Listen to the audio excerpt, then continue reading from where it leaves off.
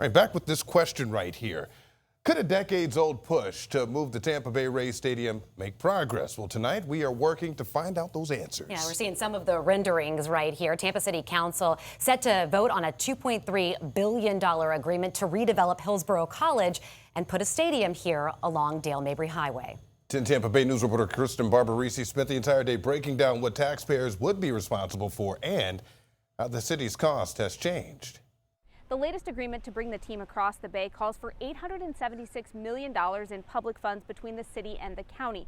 That's $100 million less than the non-binding agreement passed back in May. But when you look specifically at the city's portion, it's not just the dollar amount that's changed, it's how the city plans to pay for it and how some officials say they'll get that money back. Under the latest deal to bring the stadium to Tampa, Hillsborough County would contribute $796 million, but the city would only kick in $80 million, paid in four $20 million installments. It replaces an earlier proposal that included city sales tax dollars and money from the Drew Park Community Redevelopment Area. Councilman Bill Carlson says the key difference is that the city's $80 million would function as a loan, with future property tax revenue generated by the stadium and surrounding mixed-use development used to pay it back. So the MOU said we would pay $180 million, and it was essentially a grant. We wouldn't get it back.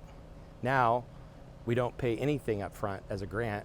We offer an $80 million loan to the TIF that is now $20 million a year, and we get it back with interest. The agreement calls for a new tax increment financing district, or TIF, tied to the development around the stadium. Essentially, as property tax values in the district grow, a portion of the additional property tax revenue generated there would be dedicated back to the district. Carlson says that means the city is not using community investment tax money for its portion, something that was a deal breaker for him and other council members. I was against using CIT money because I didn't want money taken away from fire trucks and police cars and fire stations and other projects. That was the first thing we took off the table.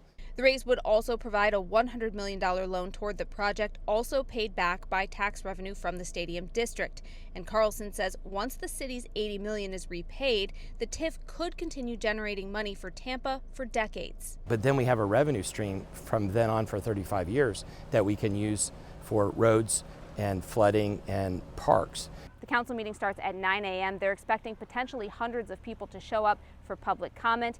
If things hold, based on conversations I've had with folks, this could pass, but by potentially only a single vote. Then on Friday, the Hillsborough County Commission will hold a special meeting to vote on its portion of this agreement. Reporting in Tampa, Kristen Barbarisi, 10 Tampa Bay News.